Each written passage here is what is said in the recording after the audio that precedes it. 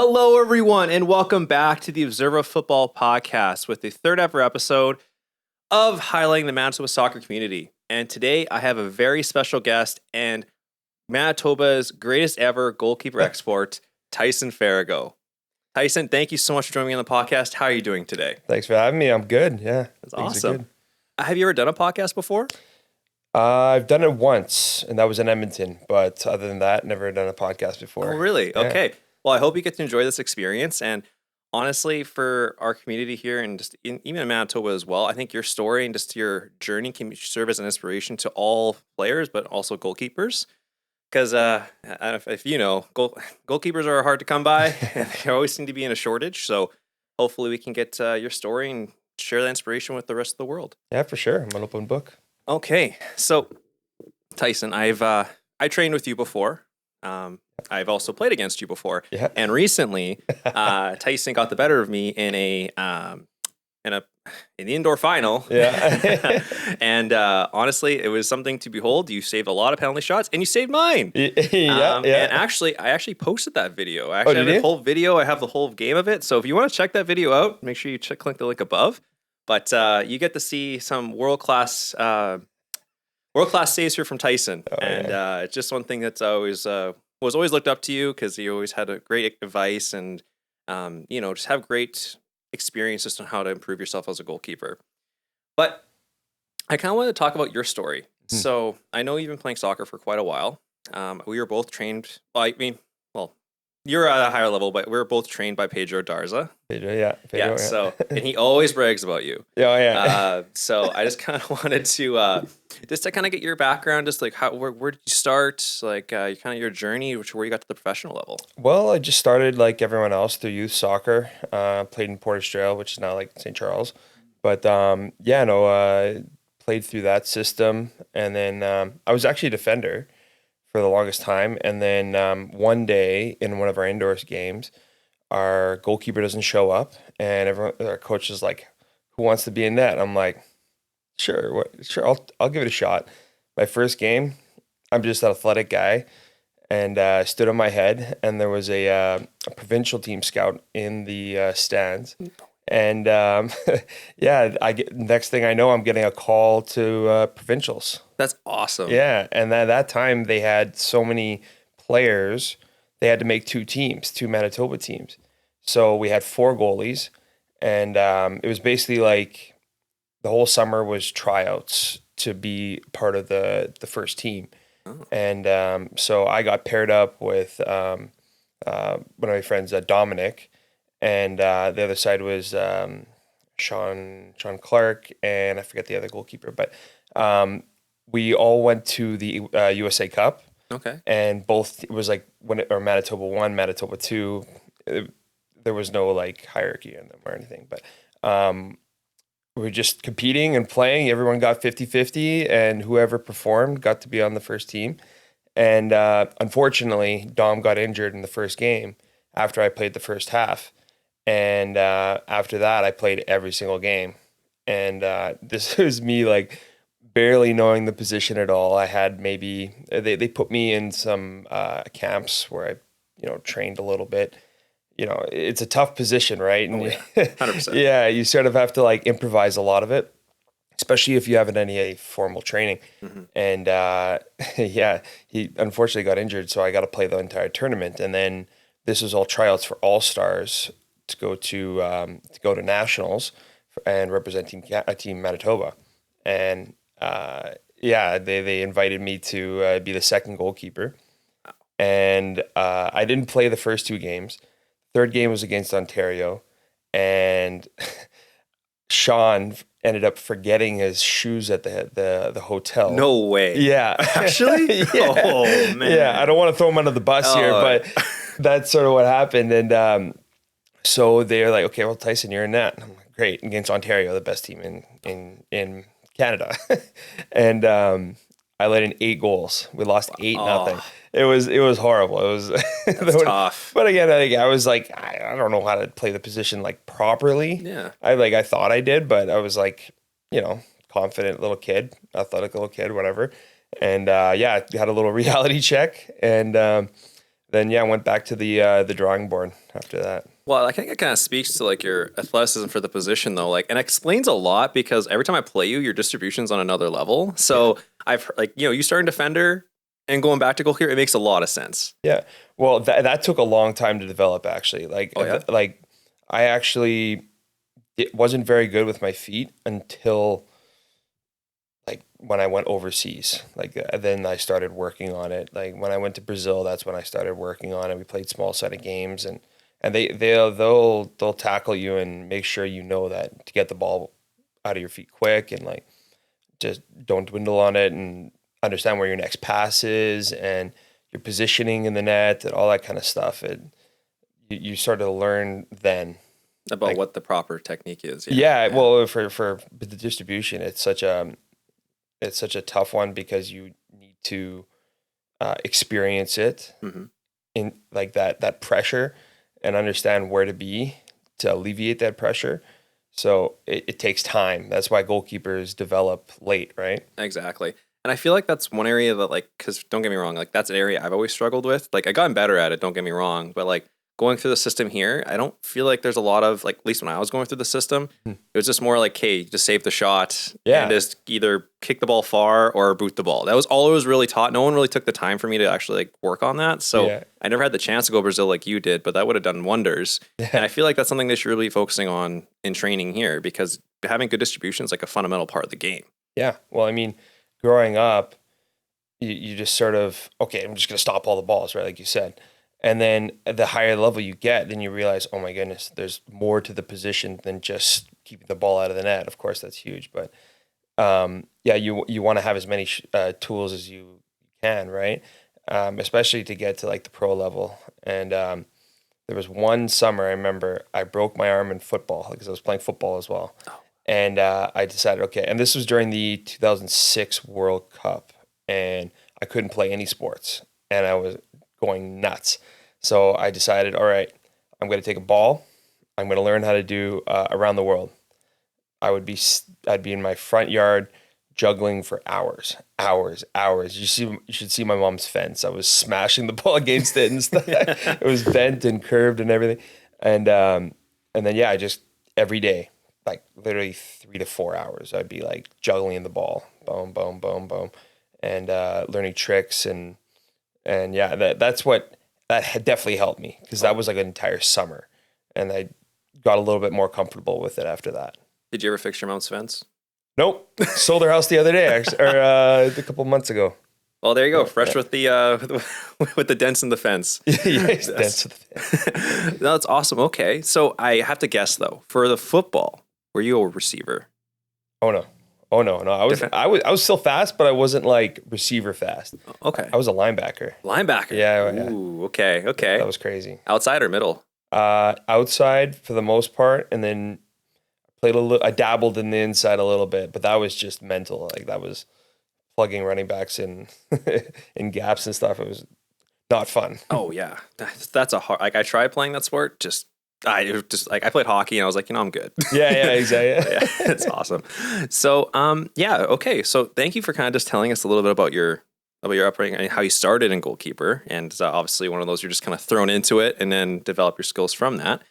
So I kind of just want to talk about, so you talked about, Pedro mentioned to me sometimes like, going to Brazil. He even mentioned me going to China one time, which I'm like, I don't know. It wasn't me. Yeah. Well, for me, he was talking about it, but like, how did, so going to Brazil, you talked on it briefly, but how did you find that whole experience? That was one of the biggest eye openers I had related to the sport. Because when I got there, we didn't touch a ball for a month. Really? Like we were literally running every day. Like we'd wake up, run at 9 o'clock in the morning after lunch or breakfast.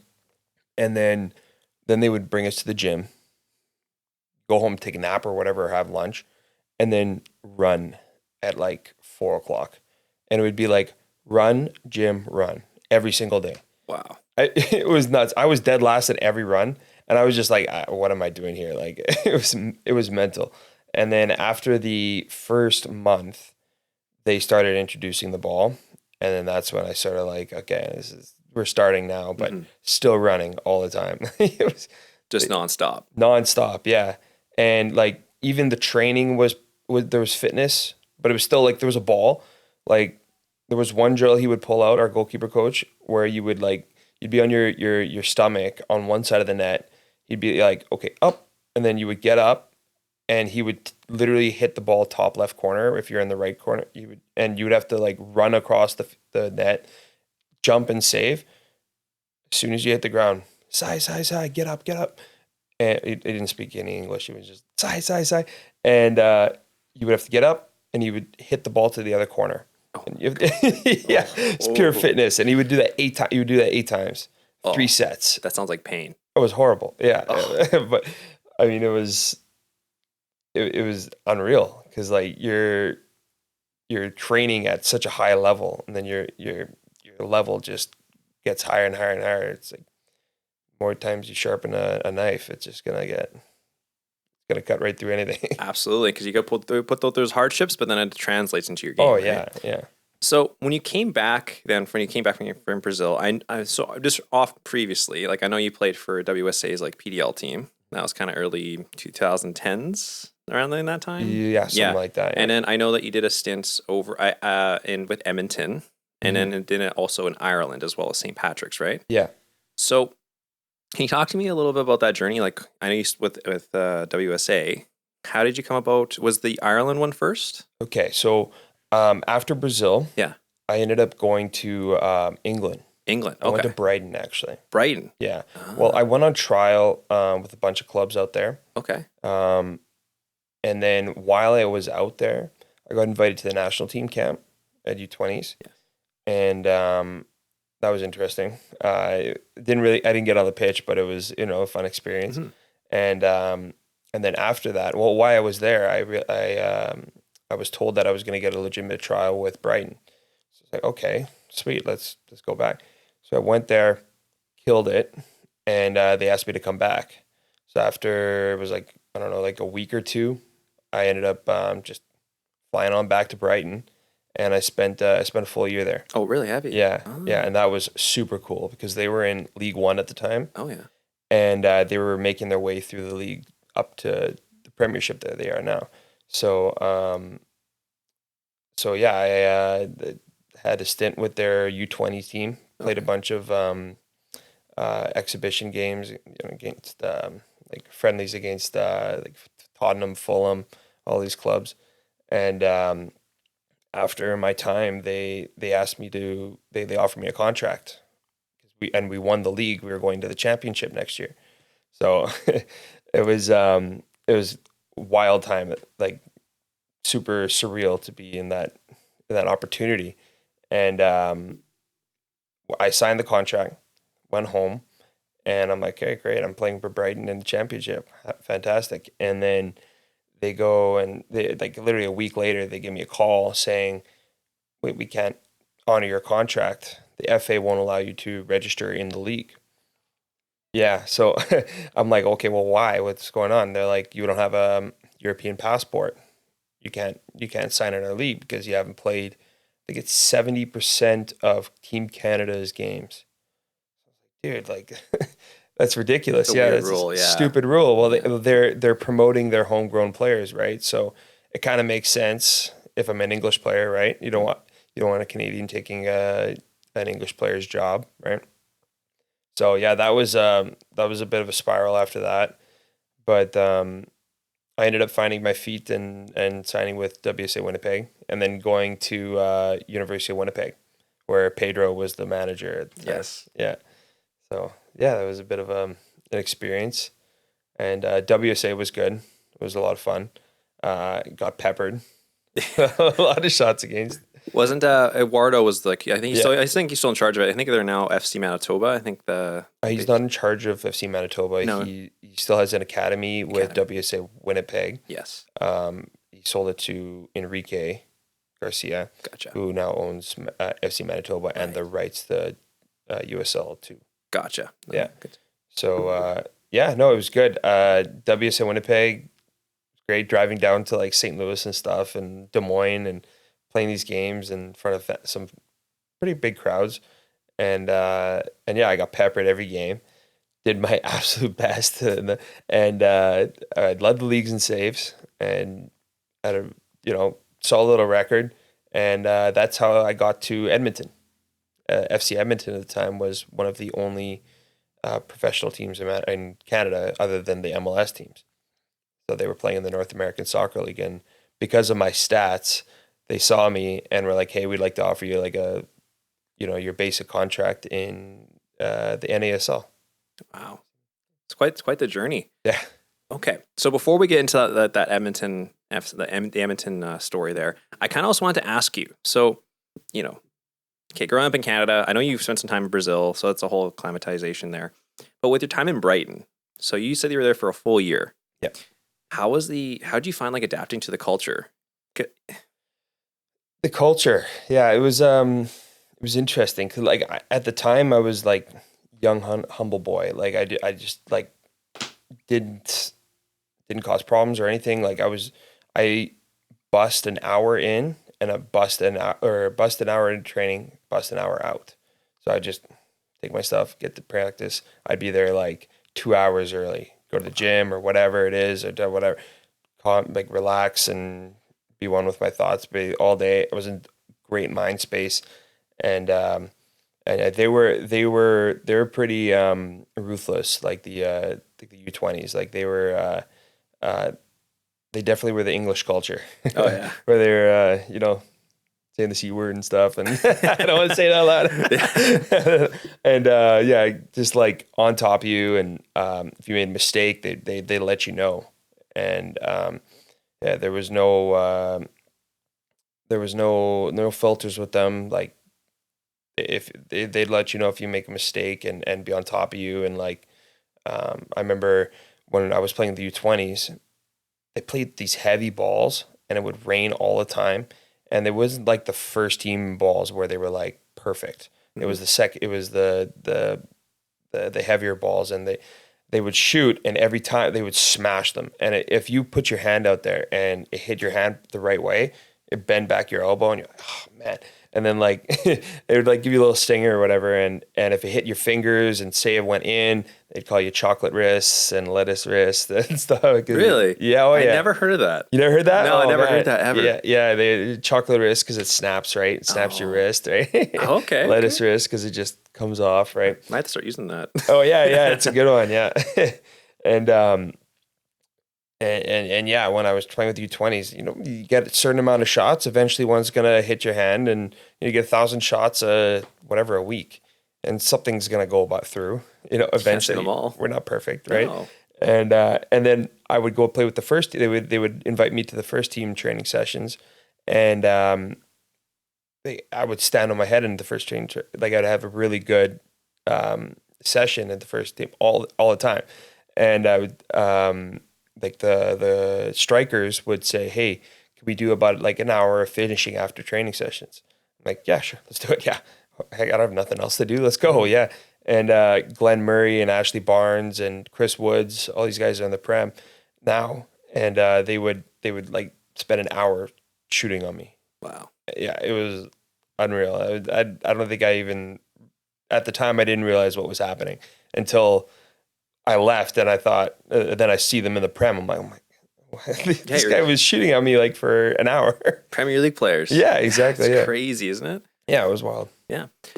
Okay. With that being said, I know you're saying they use different word, like different acronyms, things like those type of things. Yeah. What was do you have like a favorite story that you kind of look back on? Like, I don't know if you can say it on the podcast, but is there any stories that you look fondly of and you're just like, hey, that was a cool story with your teammates? In England? Yeah. See, in England, I was more reserved. Okay. I had stories. One story, it was like that moment where you're like, it was like your Santiago Munez moment. Not that I was like that level or anything, but it was sort of like, oh my goodness. The manager was Gus Poyet at the time, who played for Chelsea for years. He was beside Zola for forever. And the moment I went into his office, and he invited me to the office or whatever, and he goes, okay, what do I have to do to keep you here? I'm like, offer me a contract, man. And he goes, done. That's it, done. Okay, sweet, cool, bye. 30-second meeting. Sounds pretty easy to me. Yeah, I go downstairs and they literally gave me the contract, and I'm reading it, and I'm like, okay, this is cool. Like, whatever, just still just happy to be there, and happy with everything. And my goalkeeper coach comes out and he goes, "Mate, I'm sorry, we're not paying you a lot and whatever and this and that." And I'm thinking to myself, I'm like, dude, I'm gonna be making six figures by Christmas. And I like, don't worry, we're good. Yeah, it's all good. And it was a crazy time. But other than that, played poker with the guys. You had your banter and stuff, and I eventually was allowed into the group, and they invited me for poker and hanging out and going out and stuff, and nothing really crazy happened because you're under the spotlight all the time. So especially out there too, right? Oh yeah, they know who you are everywhere, and like, yeah. Did you ever get like recognized out in public? Not in public. They did out me one time on I forget, it was like, I don't know, I can't remember if it was Reddit or whatever it was at the time, where they had like a little thing saying, "Oh, Tyson was I don't know, I forget what I was doing. I was maybe at like having a beer or something at a club.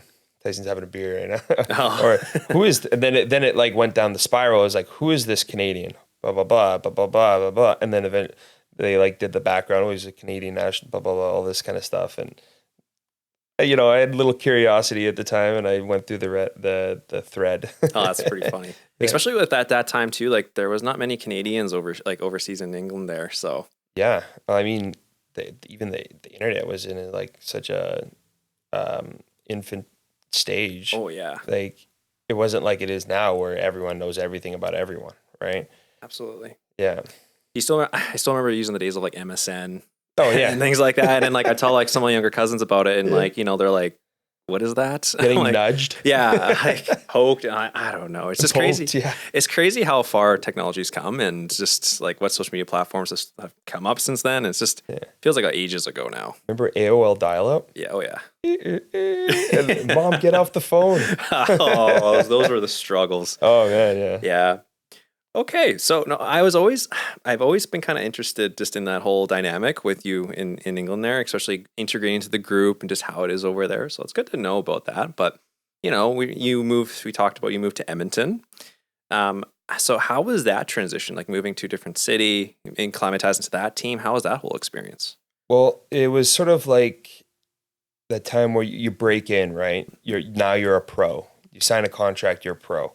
So now you have responsibilities to the team and yourself and all this kind of stuff. And at the time, I was sort of like how I was in Brighton. I was like, okay, young and hungry. This is my opportunity. Listen, everyone, don't do anything special. Just stay the course and do your best and treat every training session like it's the World Cup finals. And so yeah, hauled all my stuff down there. They put me in a flat, and yeah, it was nervous at the first. I remember the first run that we did. We do this thing called a 7-minute run, and you have to run as fast as you can for 7 minutes. And I'm goalkeeper. So, and these guys are all fit. Mm-hmm. I got lapped like 3 times. It was so embarrassed. I was, and that's the moment I was like, oh no, okay, all right, maybe time to really take this seriously and do something about that. So like, I would start running all the time and like working on my fitness and off the field. And yeah, that was sort of like your moment where you're like, okay, you're with the big boys now. Like, get your stuff together. Yeah, you're a professional now. Yeah, you're getting paid to be on the field, on practice, games, even off the field. That's your job now. So take it seriously. And how long were you at Edmonton for? 4 years. Wow. Yeah. That's quite a long time. Yeah, well, I would have been with them longer, but the league went up. Yeah.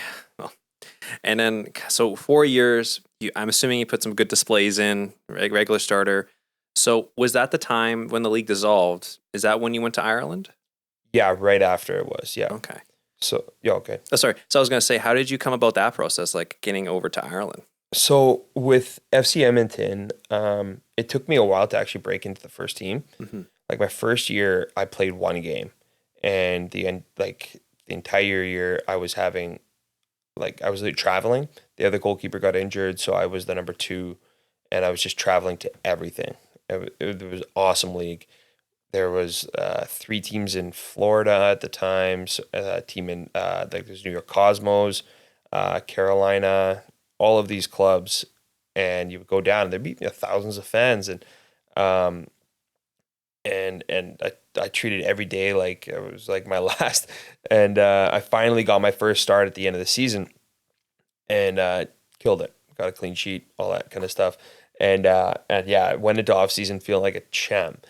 And oh yeah, 100%. yeah, and they so then they took my second year option, and I came back, had another really good season, started three games after that, and did really well in all 3, and then that's when they offered me a brand new contract, a 3-year contract, and so yeah, I came back for the 3rd year, and that's where I had like a little bit of problems, like with myself, and like bit too confident at the time, and I ended up playing, I think it was like 8 games, ended up getting injured, went to the national team, like the senior national team, and yeah, it's sort of like what was not a good year for me, and I had to like sort of reset myself after that 3rd year, and be like, okay, all it is soccer again, like before, and take your diet super seriously, everything seriously, get a nutritionist, all this kind of stuff, and then yeah, after and then the 4th year, the goalkeeper got injured again, and I went in, and I never gave it up. I started 20 games straight, or like 22 or something games straight, had an unbelievable season, and then I thought, okay, well, they're going to offer me another contract. And the club came to me and was like, okay, we're going to make you a nice little contract here, and no more schoolboy contracts, and we're gonna take care of you. And so I was like, great, fantastic. And the league ended up folding. Yeah, it's bad timing. Yeah, bad timing. I had such a good season.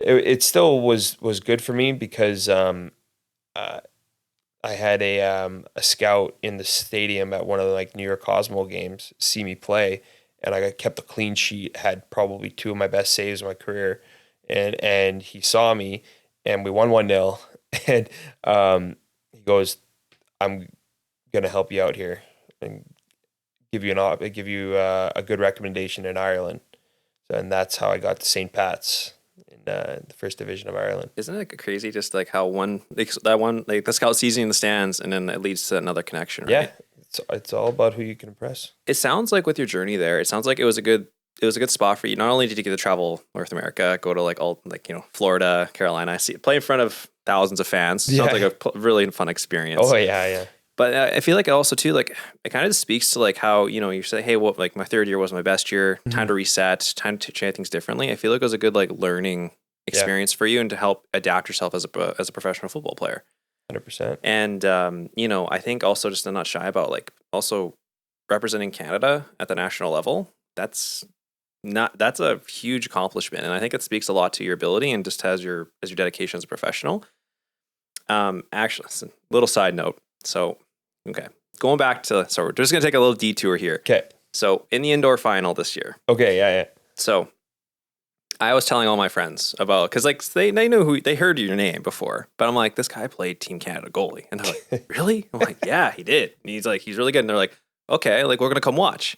So then after that game, obviously Winnipeg FC won that game, which still haunts me. Yeah. Of course, yeah. They're like, yeah, he's another level because they're like, we can see how he played Team Canada. So just a little part there, because then it also registers with people as well, especially with going on right now with the national team, like made to the semifinal Copa. It's pretty big. So I kind of just wanted to, I know I've been asking for a lot about your experiences of the clubs, but the national team level and that first appearance, like that first ever cap for them, how was that whole experience? Like, how did that resonate with you? Like, unfortunately, I never got capped. Oh, okay. Yeah, so I was close, but I never actually got capped. The senior team camp that I went to only had 1 game in it. Oh, okay. So it was very tough to beat Maxime. Maxime was there. Oh yeah. And obviously he's going to be the starter for that one. And yeah, it was a great experience though. A great experience. It was a week long, and 2 other FC Manitoba guys or FC Edmonton guys were there, so that was nice. And yeah, it was good. It was surreal. It was a great experience. Well, hey, getting called up to the national team level still a major accomplishment. So, okay. So moving on to Ireland. So I'm assuming the culture is a little bit different than England. It's pretty similar actually. Yeah, they'll let you know. Yeah, they'll let you know. Right?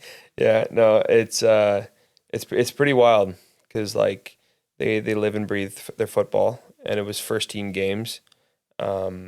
And I remember I made my first mistake as a pro in a game in Ireland. I got a pass back. It was a bit short. It was a short back pass, and I took my touch across my like I had to run up to it, take my touch across, and this striker was running as fast as he could across my body, and I went to clear it, and he gets his foot in the way. Hits off his foot and into the net, and that was the first goal against, and probably my third touch of the ball. In my Ireland experience. This is crazy. And then yeah, they scored a deflected goal, which unfortunately it looked like it was like I just missed it, but it was deflected like at least a solid like half a meter, which like really can make a big difference, being a goalkeeper. Yeah. And it looked bad, but it was like, I got to deflect that. Like, how do you tell people, hey, it got deflected, right? Yeah. Sometimes you have to look back and you're like, yeah, it's exactly. Hard to see from live, right? And then you see it back on the camera. Yeah. And it was a cup game against Cork, and we ended up tying 4-4 in that game. It was a wild amazing game. Yeah. And we went into penalties, and I ended up stopping the first penalty. Ooh. Unbelievable feeling. Absolutely. Yeah. You have all like fans are still like full, like chanting and stuff, and you got flares going off, all this kind of stuff. Amazing. And of course the next shooter misses. So whatever. The worst feeling. Yeah, exactly. Yeah. And we ended up losing the penalty shootout. And I feel like if we would have won that game, the mistake I made at the beginning would have been like, oh no, we forgot about that. Don't worry. Yeah. But you know how it is being a goalkeeper, right? You lose the game. Even if you make a mistake, if you make like 10 good saves after that, everyone's gonna remember that one you put in the net. Or ain't that it's the worst. Like you put all this, all the work in, and then you make one mistake, and it's the only thing they remember. Exactly. Yeah. But yeah, no, it's the nature of the game, and out there it's more intensified for sure. Any like different, like I know with FC Edmonton and in UK there, any kind of major styles and differences with the game that you noticed? It's faster. Yeah. Oh yeah. It's you have no time to rest. Like you have to be on the entire game. Your positioning has to be perfect all the time. Like even like players in the midfield, the ball's being played in the midfield. It's either 1-2 touch. It's nothing more unless they're sitting off like tactically. It's 1-2 touch. You got a man right on you, and if you lose that ball, it's gonna be your mistake, and no one wants to have that on their resume, right? No one does. No, absolutely. Yeah. Okay. So, and then I guess roughly, I know you came in. Now, one other aspect I wanted to talk about too. So we talked a little bit about Ireland. So, obviously, your hometown's Winnipeg, and in 2019, the Canadian Premier League came around. Yep. Which then Valor C then started, and then I believe you were one of the marquee signings, being the hometown signing here, and being able to come home and play professionally for Winnipeg. Yeah. Can you just take me through that process and like how that whole experience was coming home and play professional? It was amazing. It was great. Like our first game, we had like 13,000 people at the stadium. It's unbelievable. Wild. Yeah. That was a great experience. Wish we could have done better for the city and represented them a little bit better. But to step out onto the field and know that your family and friends and everyone out there is watching you playing and see sort of what you've accumulated over the years and putting that on the field for display was an amazing feeling. Yeah, I think it's like one of those things I'm always been wanting to have was like when playing professional level and then having your friends and family there, just kind of to be there to support you during those times, all that hard work, all those extra hours, evenings you put in. Yeah. It all shows for that reason, right? Yeah, like you go and play in Ireland and no, you're on your own, right? Yeah. You don't really have anyone in your corner at that time, right? No, and at least when you come home, it's your hometown. It's a lot of familiar faces around, and it's like time. Hey, come watch me play. Like you know what? Well, it's Princess Auto Stadium now. Oh yeah. So, no, okay. I know that. So with that whole experience, I know you said that wasn't the best year. But I think you also did after. I think you left Valor like about a year or two later, right? After the first year. Yeah, first year, and then you went to. I think you did a stint in Cavalry, right? Yeah, Cavalry. Yeah. That was awesome. But it was a weird time because when I left Valor, that's when COVID hit. Literally a week later, once I left. So I thought, okay, I'm gonna go find a club right after I leave Valor. But yeah, it ended up getting super unknown, right? Because no one's hiring, so didn't really know where you're going. And at the time, it was a summer, and I was just like, okay, well, they're playing their bubble tournament. I'm like, maybe this is sort of the sign where it's like time to hang her up and, stop chasing the dream. And I was just like, about a week later, I was like, give it one more week. Maybe someone will call my agent or whatever. And nothing really happened. So last stand, I was like, okay, I'm going to give Cavalry a call. I know they don't really have like an established number 2 or whatever it was. They had Marco at the time. So I used to, when I wasn't training or wasn't traveling with FC Edmonton, I was playing with the academy against Foothills, which Foothills is the Cavalry like youth team. Okay. There. So and Tommy Wheeldon was their manager at the time. So I'd have great games against them. And he would always get frustrated at me because I would make some saves against them and we would usually win. And and also their goalkeeper coach was the other goalkeeper at the U20 national team camp that I went to. So he knew me. So I gave him a call. I was like, hey, what's your goalkeeper situation like? And he goes, well, we need a number 2. And this was like a year, like it was after the bubble, like after they did the like the PEI games or whatever they did. And he goes, we need a number 2. What are you doing? And I'm like, yeah, let's do it. Let's go. He's like, okay, let me just get the go ahead from the manager and we'll do it. And he goes, yeah, okay, we're going to send you over an offer. Let's do it. So I went over there and had an awesome year. Probably the best year I've ever had in football because I was just playing freely. I think I cared with all my heart, but I wasn't under insane pressure to perform. I was just doing it for me. I was having a great time, just enjoying football again. Oh, yeah, that's probably one of the best feelings, right? Because like I mean, with the sport, a lot of expectations. You play at the pro level, right? So making that one mistake, you always don't want to do, right? Because people will talk about it. It's a lot of pressure on you. So yeah. I'm glad that you're able in that last year to like play freely and to enjoy the game. And then, funnily enough, that's when you're able to have your best season, right? Yeah, exactly. Yeah, and the atmosphere was great. Like in the changing room, a lot of friends, made a lot of friends over the years, and yeah, really enjoyed my last year at Cavalry there. Yeah.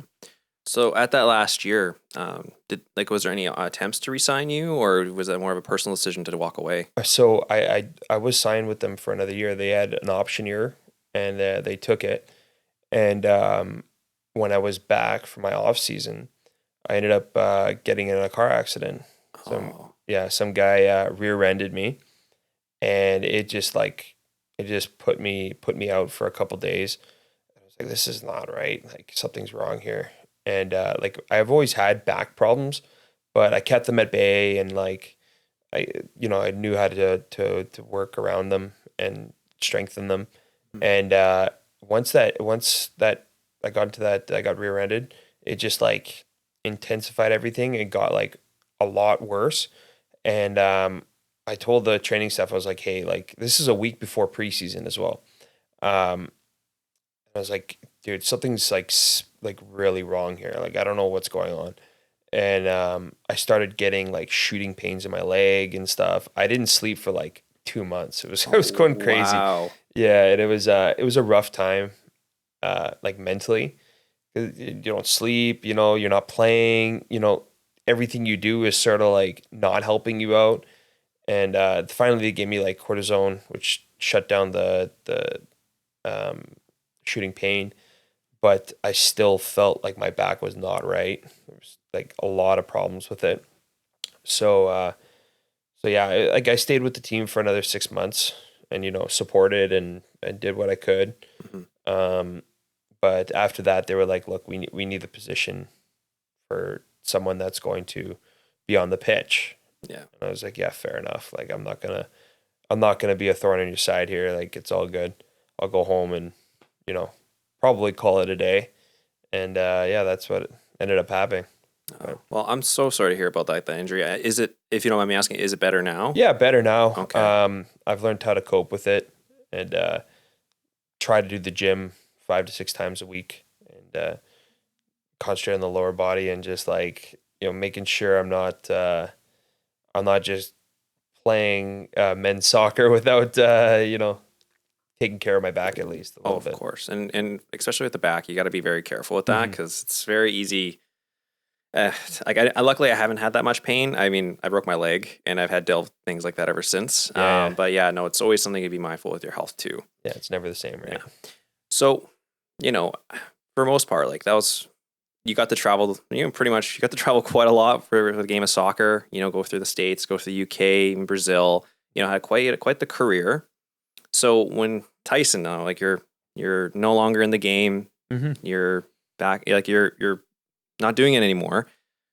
I guess what has been the journey like been for you? Like how like where'd you go from there? Like it's tough when your livelihood and what you've worked for over so many years is gone, right? Like what fills that void now? It's been interesting. It's been tough because it's like, okay, now I have no reins now. Like I can go out and drink and eat and whatever I want. But then I'm like, maybe I'm getting a little crazy here with it. And then like it's like a push and pull with that kind of stuff, and sort of learning how to what to do with finding like purpose and stuff, right?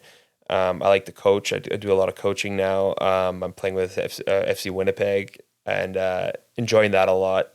It's a lot of fun. We actually started in Division 2 and now we're in Division 1. We're going to hopefully go to the Prem next year.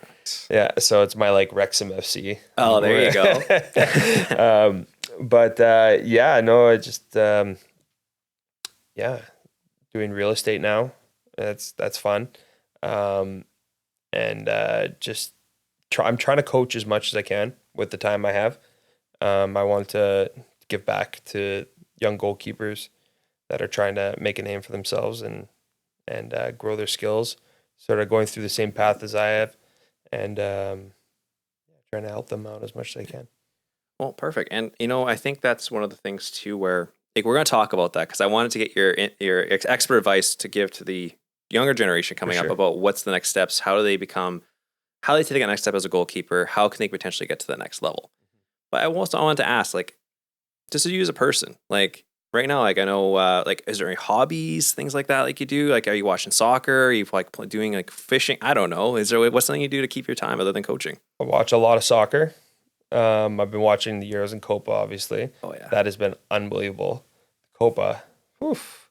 It's wild. Yeah, insane. Those tackles and man, how did we not get a red card against Peru? Unbelievable. What planet are we living on that guy stayed on the field? Yeah, with VAR as well. Like crazy. Can I get your what about that England the England the penalty? Yeah, against Netherlands. What do you think of that? in my opinion, that's not a penalty. It looks like someone trying to block a shot. His follow through goes into his foot.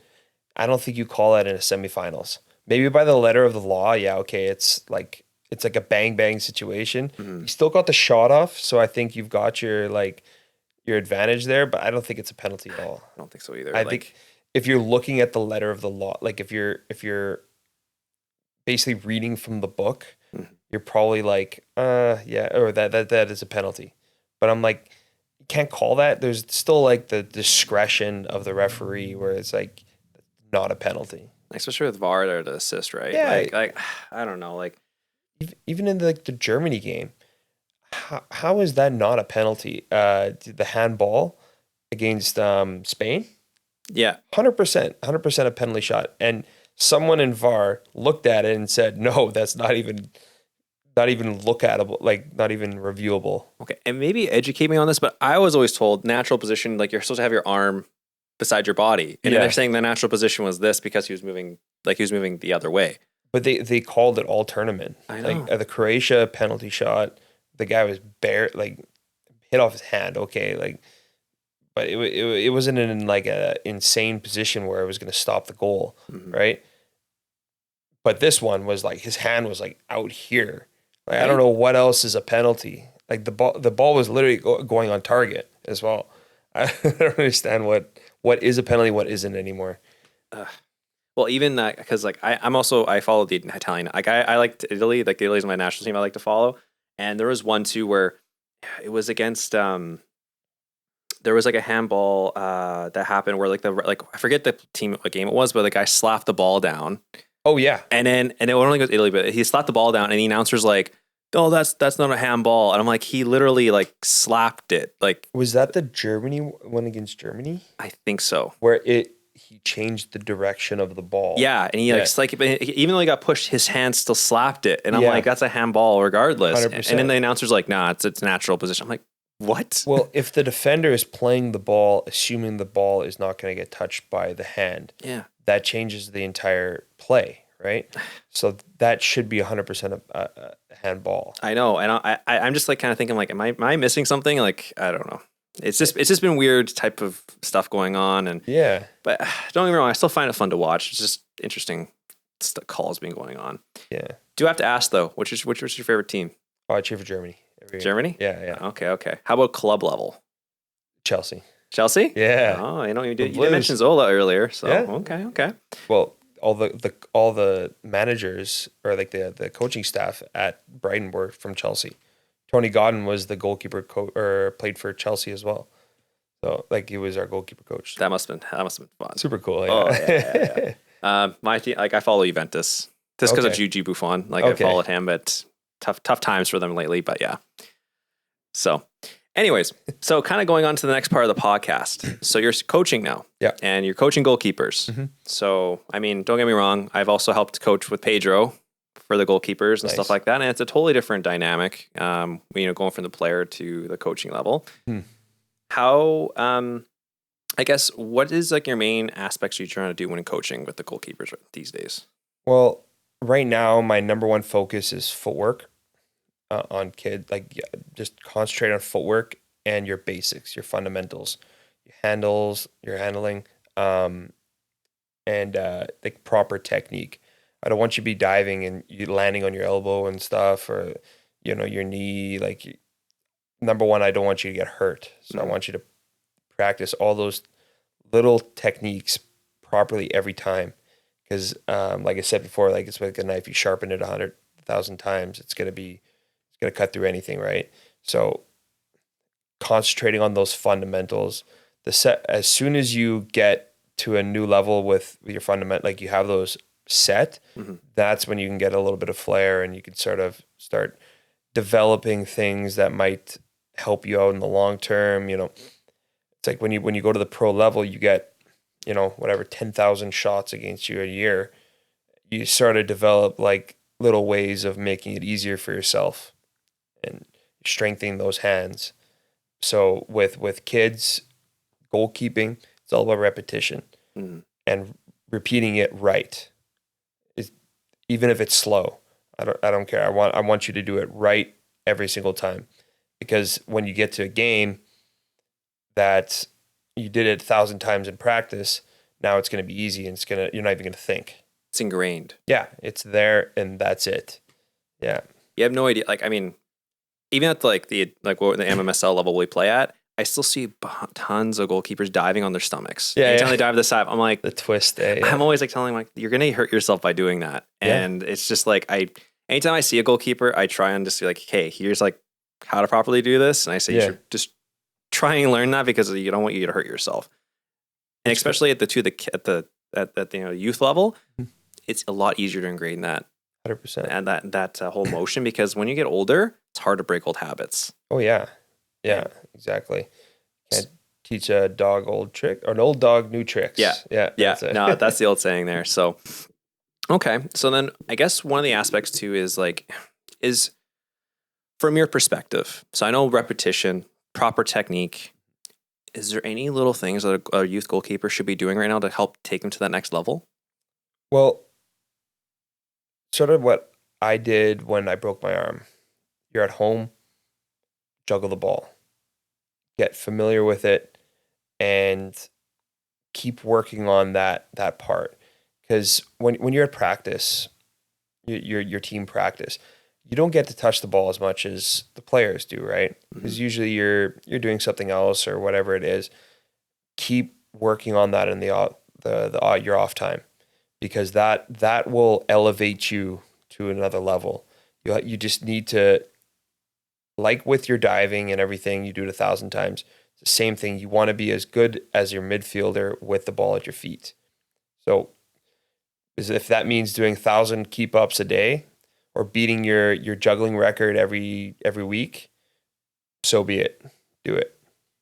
I think I actually really like that idea too, because I watched some stuff about Barcelona, and one of the things they teach at Barcelona, and especially in La Masia, is getting comfortable with the ball. So just playing around with the ball, keep ups, just getting that familiarity and being comfortable with it is like the main thing they teach. Sleep with it. And like I was even watching like a Euro training recently, and like the players, they had a drill where they had to keep up the ball, go to like the pole, put like the cone through it, and keep juggling it past the other team. Yeah. And all of them were doing that. The ball never touched the ground. Yep. Just like that type of level, right? And like I think that's one key aspect that I think is missing from a lot, like from I see from goalkeepers, is that comfortability with the ball. Yeah. And I think, just doing keep ups every day is one little thing can help set you apart from the rest. 100%. It's tough because when you go home, sometimes you want to turn off and go and play your video games and stuff and whatever it is, or your attention goes somewhere else. But to get to another level, to get to the pro level, you really do have to do the 10,000 hours that they say, right? If you do 10,000 hours in anything, you become a professional at it or whatever. That has to happen off the field. It can't just be on the field, because there's only so much time that you have that your team trains, right? Yeah. So you have to go off the pitch and do stuff on your own time. Yeah, and it takes that discipline, right? It has to be from the individual themselves, and they have to be motivated. It's got to be intrinsic, yeah. Yeah. So, at the youth level, we train the goalkeepers, and they develop themselves. Let's say they put in the hours. They're at that, like, I'm thinking like a Svedvik, for example. Yes. Yeah, thinking of him. So let's say like a player like Svedvik wants to go professional, and they're 16, 17, turning 18. What are some pathways you recommend to help get to that professional level? Well, I would recommend playing at the highest level you can, whatever that may be. Like for me, it was WSA. It was University of Winnipeg at the time. So I just said, okay, I'm going to play it. Whatever it is, I'm going to play it. FC Manitoba right now, I would play it just because, number one, I get the most exposure and I get the best competition. I'm not going to go play. I was 16, I actually played men's league as well. So I was like, I gotta play higher level. I gotta challenge myself. I have to put myself in the best situation I can to succeed. And if that means, like I said, going home and juggling, or playing WSA, or even going down to USA Cup, standing on my head out there, whatever it is, I have to take every single situation, every single chance I have to try and impress someone. Because back in my day, you didn't have Valor. No. We didn't have that opportunity where that you can go and play pro in your backyard, right? You had to somehow get eyes on you from the darkness. Yeah. Right. It's a tough world, really. Like back then we had nothing. So it was try and get yourself to where you can, where you think you're going to be. And now you have it in your backyard. I would love to see more Winnipeggers on Valor. That'd be my goal.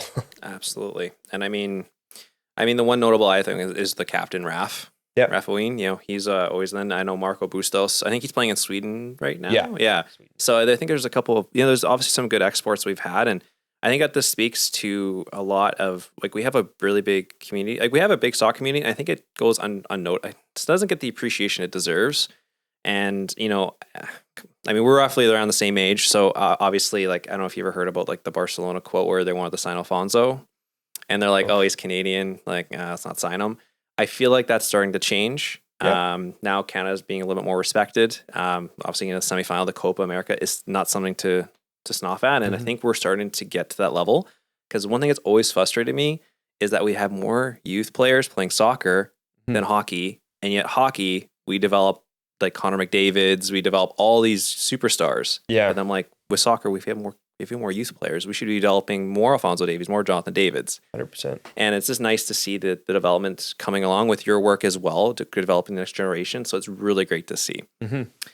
So thank you for, providing our audience with the secret to help becoming a professional goalkeeper. Now, Tyson, we're almost coming up here on time, but I have to ask. So I'm assuming you played FIFA or FC 24, or not the new one, but FIFA back in the past. Yeah. Okay. And we also did talk about Football Manager earlier. Yeah. Okay. So I know we talked about this before, but I am doing a Football Manager Valor FC playthrough on my channel.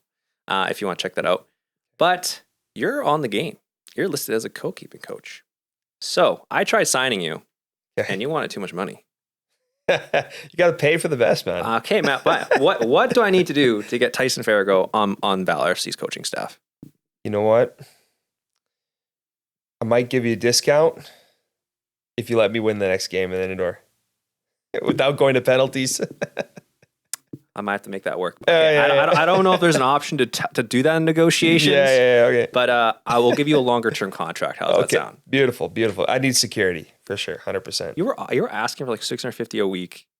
$650 a week? Yeah, I think that's reasonable. I couldn't afford it. You couldn't afford that. Valor's broke in the game. Like, I have zero transfer budget. You got to sell RAF or something. I've tried, and I can't sell anybody. No one wants anybody. Oh my days. Yeah. So okay. Well, I'll provide an update on that because I'll try signing you again. And if you just don't sign, I'm gonna have to come back to you and be like, "Hey, what's going on here?" Yeah. Well, you're gonna have to sit me down, maybe take me to 529 or something, and. That's a little that maybe on my budget. I can maybe make that work. Okay. All right. Well, it's a long-term investment. Okay. By the way, how good are you at FIFA? Oh, I haven't played in a while. Not gonna lie, but I can hold my own. It got a little bit too complicated after, what was it 2000? I was playing in 2000. After that, it sort of like got really complicated with all the, I might sound old here, but all the buttons and stuff. Hey. I can still hold my own though. I could probably score a goal at least. If it makes you feel better, I haven't really played since FIFA 18. There you go. And I actually did have a career mode save with. I signed you. You signed me in FIFA? Yeah, I did. You were 60 overall. Yes. Yeah. And I saw it. You still have a picture of it? I don't have a picture of it. I have you on. It's still on. Like, you can still search it up. Yeah.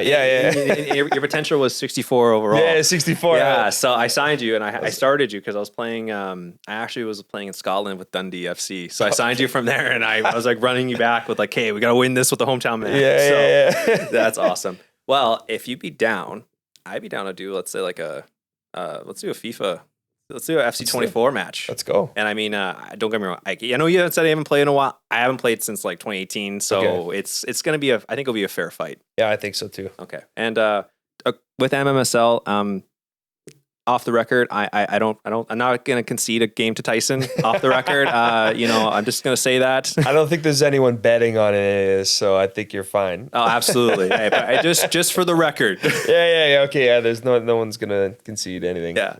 Sure. Again, Tyson, thank you so much for joining me here today and sharing your story. I would love to have you back on again, just to even talk about just everything going on in the world of football, just about those type of things. But again, it's always been a pleasure interacting with you. You always helped me out when I had to ask questions for advice, and I'm hoping that everyone got to learn today about how to take the next step as a professional goalkeeper and how to potentially get to the overseas level in the UK, for example. Yeah, for sure. Okay. So again, do you have anything going on? Do you want to shout out anything that you have going on? I know you're in real estate. Yeah. Well, I'm now a real estate agent. If you want to contact me, my Instagram is Tyson J Farago.